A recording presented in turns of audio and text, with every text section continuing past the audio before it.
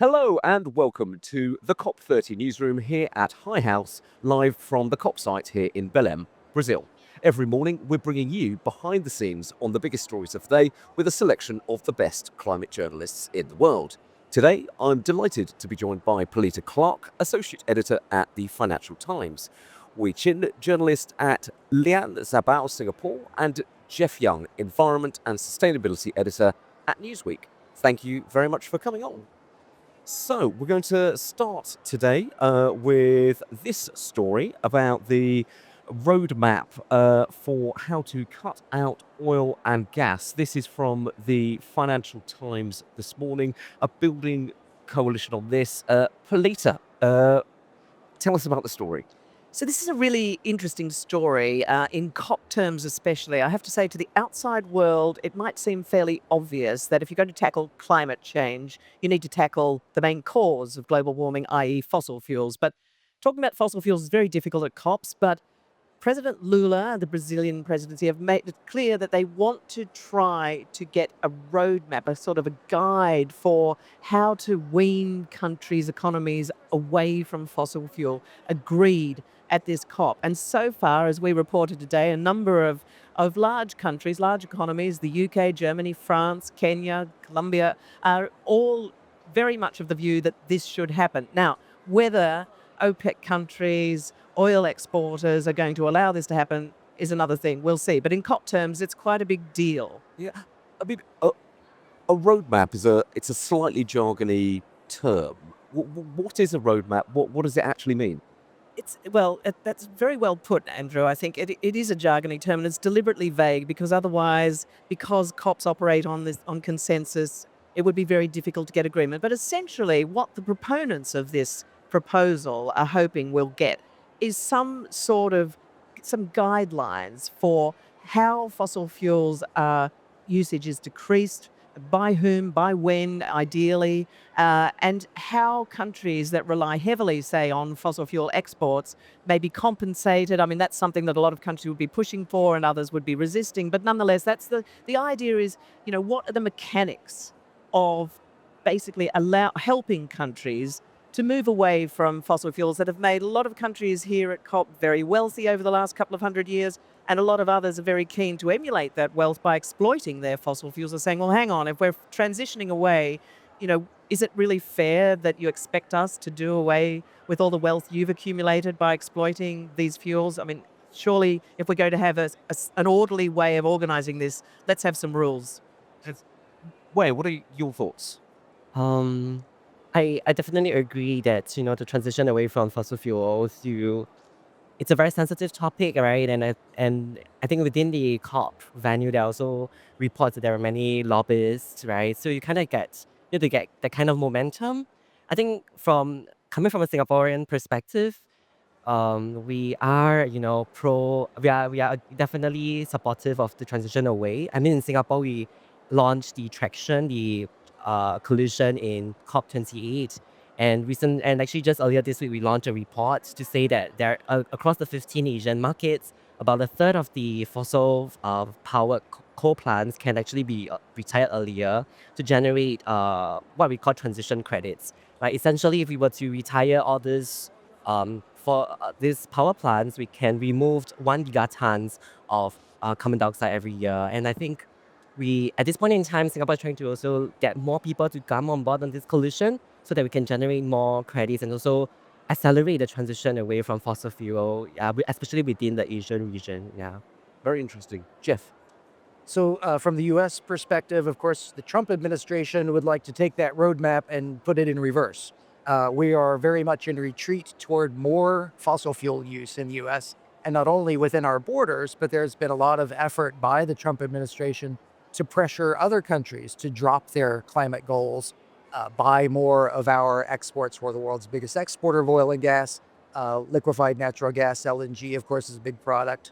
A lot of pressure from our energy secretary for people to buy more gas, use less renewable energy, etc.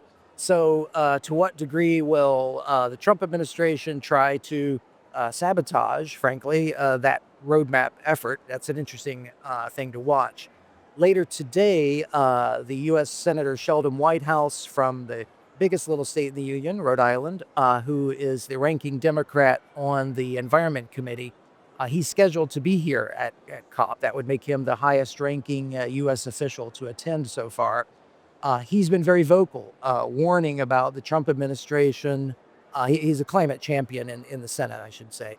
And he's been very vocal about, watching the Trump administration's efforts to throw a monkey wrench into and block efforts to price carbon. Witness, for example, what happened with the International Maritime Organization when they tried to simply guide toward lower carbon shipping. And the Trump administration strong-armed people into blocking that. And so there's very much a fear that we'll see a spread of that kind of activity among, yeah. Yeah, well, look, staying on that question of pushback from oil and gas, our next story, I think, is a very neat follow through. Fossil fuel lobbyists outnumber all COP30 delegations except Brazil. This from the Guardian. Jeff, your thoughts on this? So this is from a coalition of environmental groups, kind of become a COP tradition, I think it's fair to say, to assess how many people on the list are fossil fuel lobbyists. I think the dispute here that you'll hear from some of the organizations who are called out in this report is, well, how are you defining a fossil fuel lobbyist? But with all that, quibbling aside, the core point is, why are fossil fuel lobbyists here at all, right? And to what degree are they able to influence and stymie the kind of roadmap process on fossil fuels that we were talking about? I mean, I guess to play devil's advocate on that question a little bit, if we are talking about oil and gas and reducing oil and gas, if it's meant to be a conversation grounded in reality, you do have to talk to people who are involved in the process. So I think people would say, surely there has to be some presence here. Belisa, you're nodding. Well, I mean, what I think is interesting about this story, and as Jeff said, this is a relatively new exercise that a number of sometimes younger environmental organizations, staffed by younger people, I will say, have embarked on. And I think it's interesting that older climate campaigners who I know find some of this effort. I mean, they're inclined to roll their eyes a little bit because they say, do we seriously think that these companies have no access to their governments for the rest of the year? No, of course they do. I mean, what actual difference is it making? On the other side of that, I guess the people who are doing this work would say, well, we don't know what goes on at a COP. I mean, a COP is the one time in the year when all the world's countries get together to agree on things like a roadmap for transitioning away from fossil fuels. And you want that process to normalize climate action as much as humanly possible. And if in the back rooms, fossil fuel lobbyists are able to tweak and tinker and have an influence, I can see why people are upset about that. Yeah, absolutely. I mean, I guess to continue as the devil's advocate here, I guess some people have said to me that it's the only time that oil and gas people would ever meet some of the range of people who are at a COP, green campaigners, youth representatives, indigenous people, and if they weren't at COP, they would just stay in a bubble talking to government in the oil and gas industry, and that perhaps something rubs off on them. Your thoughts on this story? I I think in the negotiation tables, we always think about the idea of inclusivity. I'm quite debated about. I don't really have a firm stand on this. I guess position really, because I think it's important to have more people on board in order to get a more comprehensive idea. And definitely, this fossil fuel lobbyists, they would provide different perspective, to the issue. And I feel if we want to change a lot of the narratives, it's important to also listen to their perspective and hopefully try to engage them, find a middle ground, and move forward. Right. For instance, if we were to do not allow them to be part of the conversation, then are we also applying the same rule to certain groups that we are being marginalized? Are we also applying the same standard to them, or are we doing a double standard? I think these are questions that we kind of have to ask ourselves. But from my perspective, I think the idea of inclusivity, how do we define that? And do we want to include these people? I think that's something to think about. Yeah. Absolutely. Well, look, I'm going to cause the production team a small headache by spontaneously switching the stories around because where you've chosen to talk about a story which is the flotilla for change, Oh, yeah. uh, here we are, hot on the button in the gallery this morning. We've got offshore at COP30, 5,000 voices unite to defend the Amazon rainforest. This is a story of yours. Tell us about it. Okay, so what happened was it was a Wednesday morning, and along the river there were about 200 vessels, parked there, and I was invited to be on one of the vessels. And on those vessels there were many, youth, environmental advocates, indigenous communities, as well as indigenous leaders, and everyone was, gathered together, in solidarity to want to defend the rainforest, and also to shout out to the delegates, at the COP venue, that we have to accelerate climate action. We have to protect the Amazon rainforest, and also because, this year's COP is held in Belém, and that's where, that's the heart of the rainforest.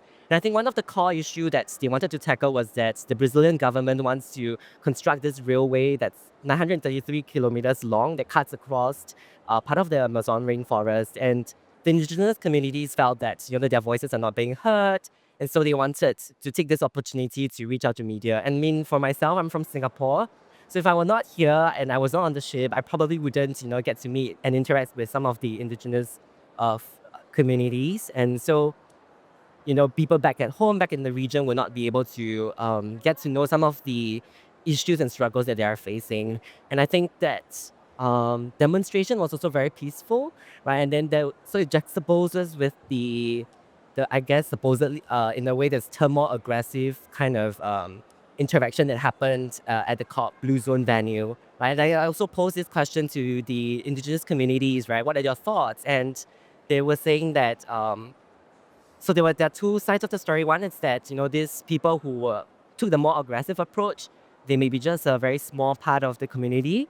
And then there was the other part, the other argument that have we actually understood, and try to understand why they are approaching the manner in such a, I guess, stance or position. Yeah. Yeah, absolutely. And it is something that's different about this COP compared to the last three, which is that we are in a country that has a very different approach to freedom of expression, very different attitude towards protest, and you really do feel it. You feel it on the streets, but you feel it in the green zone here. Polita, what your thoughts? Well, I mean, I was sitting in this room a couple of days ago, actually, in your chairing a panel when suddenly the whole hall erupted with what sounded like what I imagine the Blue Zone invasion sounded like. It was very loud, a lot of shouting, a lot of cheering. But actually, I'm quite enjoying that. And moreover, what I think is, in fact, I was talking to a chief executive last night who was saying he'd done a degree in sustainable development and he's been to a lot of COPs. But he had realized at this one that he'd spent a lot of time concentrating on the sustainable aspect of things and not so much on the development. And I think it's actually been, I mean, I've really enjoyed hearing voices like those that you're talking about, that, looking at what it means to try to implement climate change in very poor countries is something that, I'm all in favor of, and I imagine most people here are. Jeff? I think this is a fascinating aspect of this. To your point, we were in Dubai for COP28, Baku for 29, authoritarian governments, right? And sure, things ran more smoothly. This COP is, fair to say, chaotic by comparison, but it does engage with actual people. It allows for freedom of expression.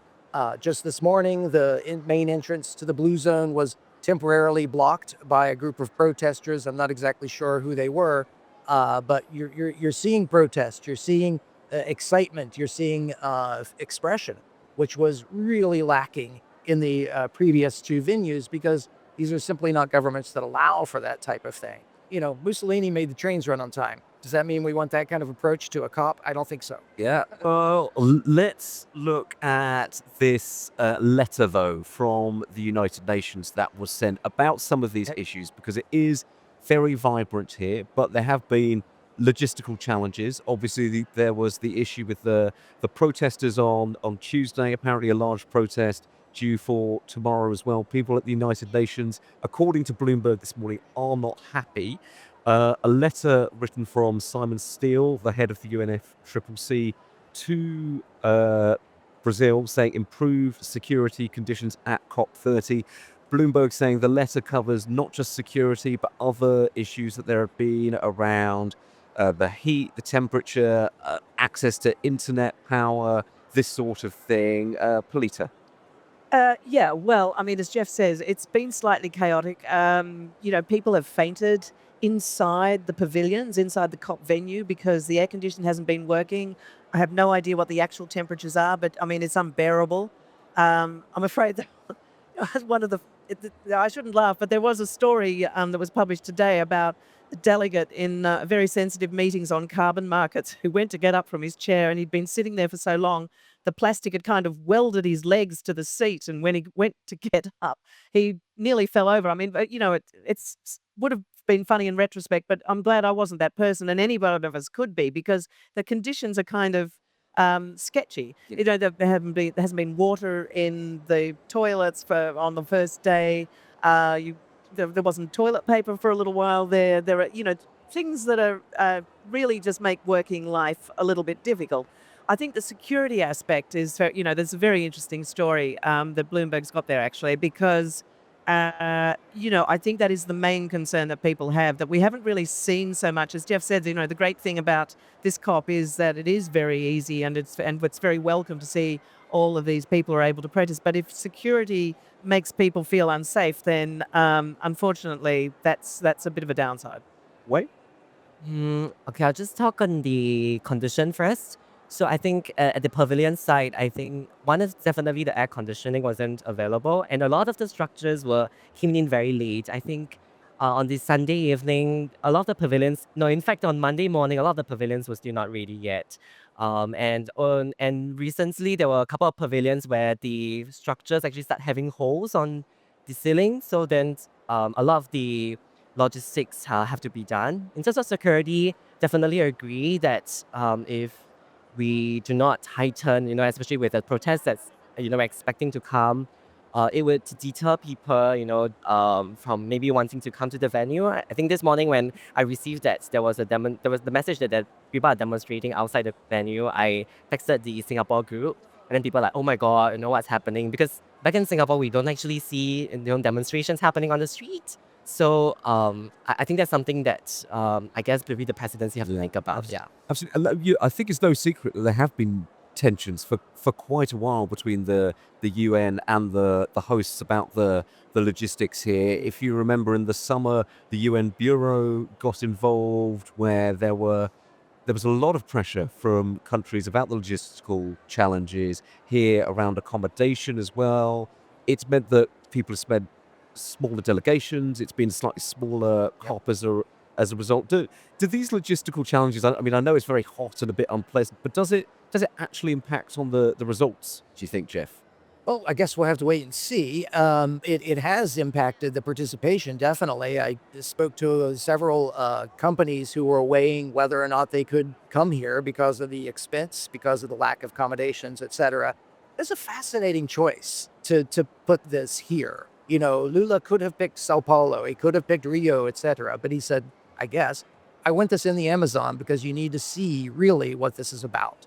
And part of what this is really about is, for example, the warming world is going to need cooling, right? It's a bit hypocritical for us to sit in creature comforts of the first world and talk about the needs of the developing world, where they are not going to have access to air conditioning, right? No, exactly. And we've got 30,000, 40,000 people at COP complaining about the heat, and this is a city of 2 million people. It is like this for them every single This is life. every single day. Talking about excruciating heat, let's talk about our next story, and Australia, Polita. So a big standoff between Australia and Turkey about who's going to be the host of the next COP. Yeah, next year. So one bit of news this week was we already know who's going to be hosting the COP, not next year, but the year after, because it's going to be Ethiopia. And we know that because COP hosts are chosen by these rotating groups of countries. And the group that is supposed to have selected next year's COP has been completely deadlocked, as you say, between Australia, my native country, although I also hold British passport. uh, Australia and Turkey have been slugging it out for the last 2 years. And there's a lot of elements to this story. I mean, number one, diplomatically, it's interesting, and as journalists, we're kind of fascinated to see what are the sort of trade-offs and deals that are likely to be done.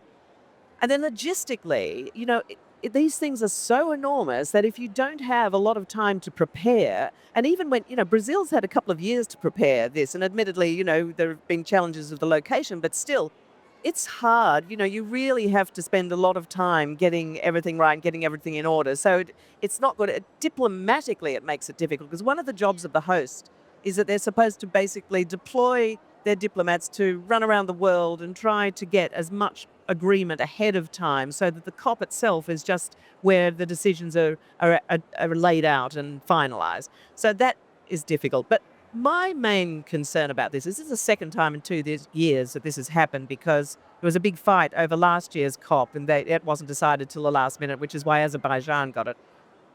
It's just emblematic of one of the big problems of this whole process, which is that decisions have to be made by consensus. It holds everything back so much. And when even something as basic as where the next COP is going to be held can't be decided easily and cleanly and on time, I'm afraid it's a very unnerving signal of what COPs are like and about. Yeah, absolutely. So it's one of the weird quirks of the UN system that it's, like you say, it's groups of countries. It moves around the world. It's Western Europe's turn, and you have Turkey and Australia fighting it out because they're supposedly both in the Western Europe. But Turkey obviously is in West Asia. We've had Azerbaijan, we've had Dubai, we've had Egypt that's very nearby. Turkey, obviously, in that part of the world. Australia is, in fact, very near Southeast Asia. Singapore is, very close to Australia. Do you feel that it would help people from, your region of the world to have a COP in Australia?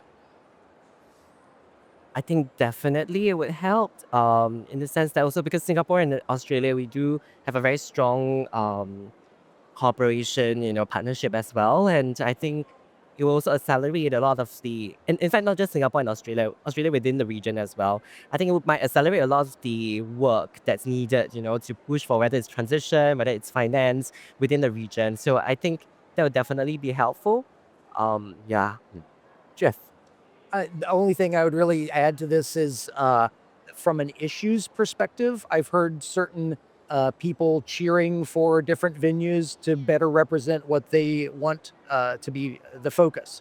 So, for example, the oceans crowd, they very much want this to go to Australia because Great Barrier Reef and all of the issues right there close at hand that they could elevate in the same way that the Amazon has been elevated here in Brazil. Yeah. Well, look, I think that takes us very neatly to Jeff. Your story. You have been to the Amazon as a result of COP being in Belém. We've got some of the pictures up here now of your trip. I think you're yet to file on this story. It's a forthcoming story, and if you see this image and say, wait, they've put up the wrong picture, this isn't the Amazon.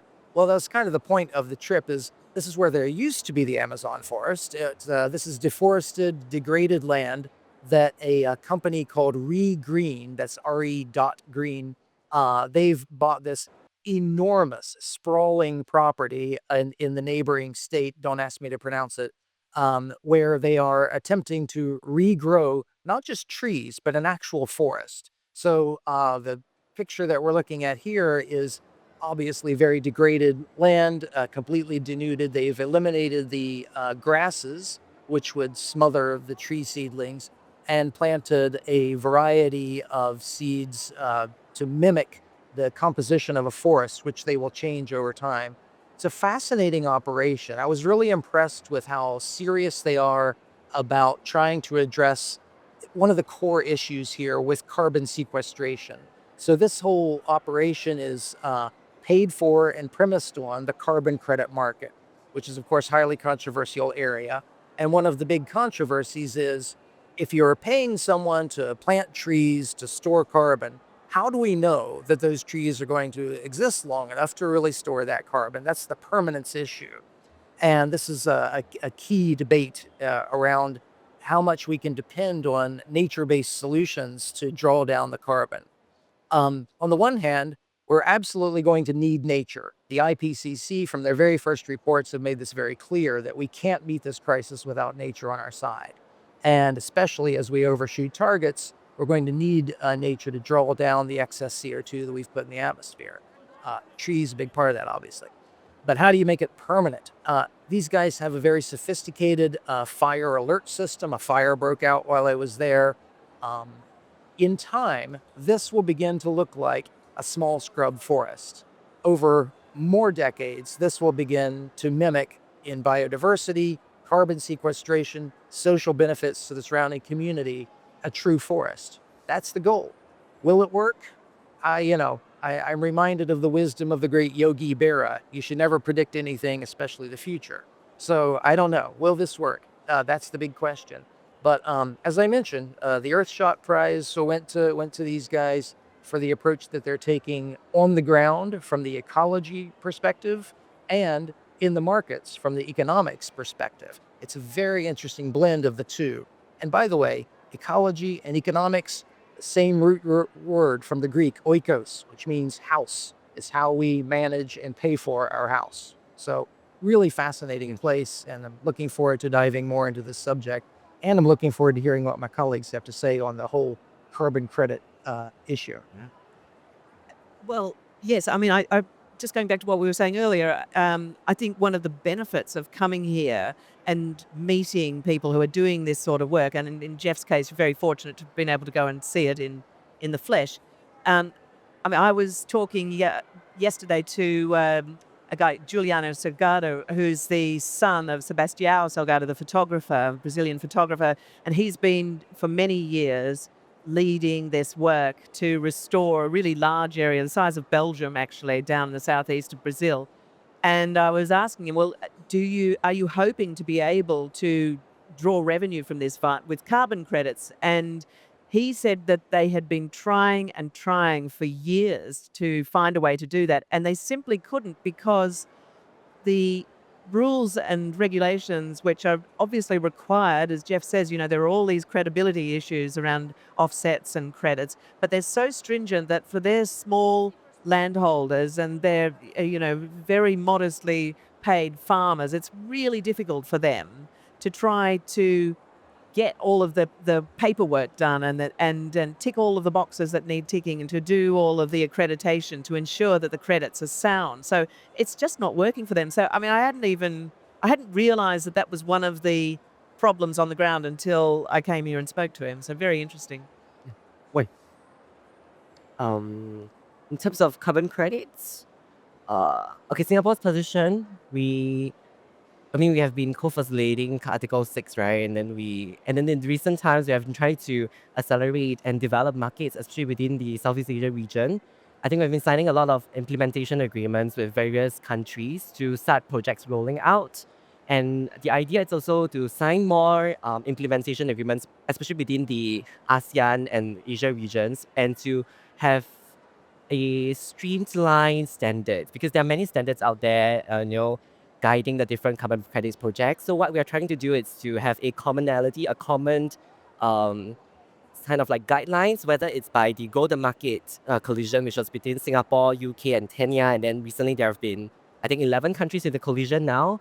And then separately, we have also recently launched the Article 6.2 protocols, and particularly I was earlier mentioning within the region, because we want to have that kind of interoperability within the region. So, I mean, that's really what Singapore's looking at. And ideally, we hope that we can be the carbon market hub, because we have always been one of the kind of like financial hub within the region. And hopefully within the carbon market area, we could also, become the hub, in terms of trades, Very interesting. Look, everybody, we are out of time this morning. Thank you so much for coming on the program. And also a big thanks to our audience watching around the world.